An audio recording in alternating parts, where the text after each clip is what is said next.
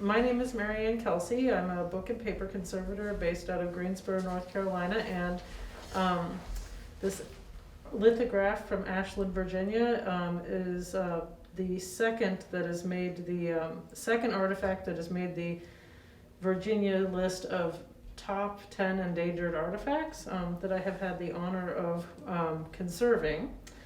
With this particular lithograph, it had been treated with an alum sizing, which actually was the embrittlement and fragility of the paper was by far the most challenging aspect of the treatment. If you take a look at it, you can see this. So this is a copy of what it looked like originally, and then this is the treated original. Basically, you can see that it was the paper itself was filled with acidic degradation products. So the alum and rosin sizing had degraded and deteriorated the paper. It was turning it that dark brown, as well as it being exposed to it looks like over time water damage and acidic materials adjacent to it. So it was in a pretty deteriorated condition when I received it for treatment. The paper itself is cotton, and which is very common for papers that were printed on with the lithography. It was kind of an unusually thin paper for a lithograph print. It's really pretty thin. So the combination of it being both brittle, basically being both brittle and being thin made it especially challenging to handle. So it's just extremely, extremely fragile paper. So I washed it. In terms of the treatment itself, what I determined, because it was so fragile and because of so there are a variety of different media, the different colors. We've got the red and blue were both fairly soluble. So I decided that the best approach would be to treat it by washing it on a bed of agarose gel, which is it's used in conservation. Basically, it's a means of passively washing it. The piece was humidified and laid on, basically, I cast a bed of agarose gel that had a chelator, so I tested it to determine what chelating solution would work best to reduce the staining in the paper.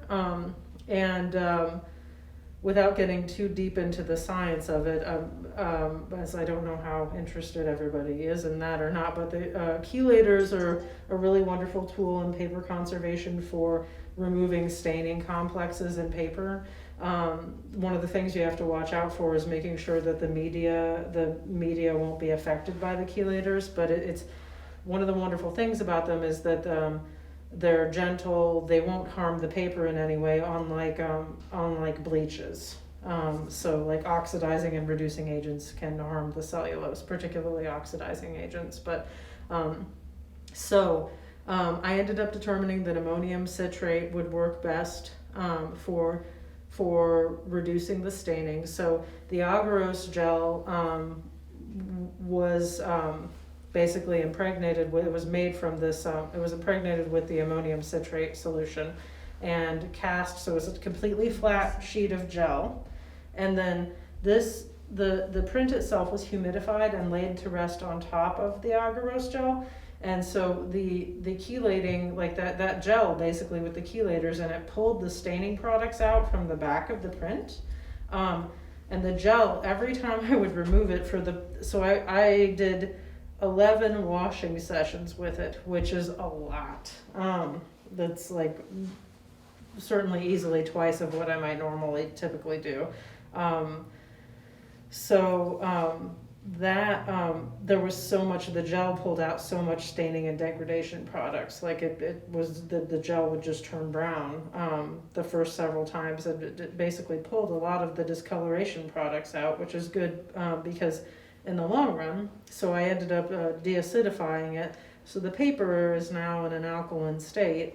That's going to help basically promote its longevity, prevent it from becoming further embrittled at any time in the near future. Yeah, and I mean, yeah, I would say that the primary challenge in the treatment. So the other piece of it, like the primary challenge was how brittle it was, but the secondary challenge was with the agarose gels. I typically am washing pieces that are smaller, so the dynamics of casting a sheet that big, the agarose hardens fairly quick, like it firms up pretty quickly. Think of like Jello. That's how it behaves. It behaves similarly to Jello, so it sets up really quickly.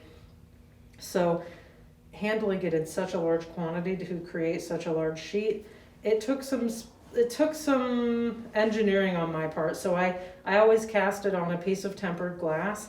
I had to actually heat the bottom of the glass to slow down the cooling process of the gel. So I heat it up and then I cast it, and I'll basically draw a ruler or a squeegee across the top of it to make it even so that then the print can lay on top of it. I had to heat up the glass with blow dryers and heating pads underneath, and then I also used that, what's the material? It's the like astronaut blankets, that reflective material. I used that underneath the heating pads to reflect all of the heat up towards the glass, basically. So it was kind of an interesting setup. Did you notice after you said 11 treatments, did you notice not much results after the first one? So yeah, like, so in terms of actually seeing visual results, I saw a lot of discoloration coming out. It was clear a lot of discoloration was coming out in the gel. But the first couple of sessions, there wasn't much visual change. You know, I would say I got into maybe 5 or 6 washing sessions before it really started to appreciably brighten up. Yeah. Yeah. Well, the brittleness was one thing. When Betty found it, obviously we knew something had to be done with it more to prevent it from really deteriorating quickly, because you could tell just by trying when you unfolded it one time how brittle it was. Well, And we knew it needed to be somewhere that somebody could take care of it better than we did. I mean, it's. Well, how did you get there was pieces were separate, like that piece at the top. So those were, that's a good question. Those were mended back into place with wheat starch paste and Japanese tissue. So oriented back into place with it. With research tape. Wheat starch paste, it's like it's an Starch archival paste. adhesive that's reversible. Yeah. And then Japanese tissue. So basically they were mended into place with archival materials. So that they could basically kind of create a visual continuity. Well, you had said, this is not the right term, but the fellow who is a friend of ours, a historian, said, and I think this is what you said a minute ago, the paper was kind of common paper. It's not very good quality paper that it was first put on. I mean, maybe it was what they used in those days, but. Sure, yeah, no, I mean, so it was cotton, but yeah, it wasn't the highest grade paper, which definitely, but that's definitely part of what produced the challenge with treating it, for sure.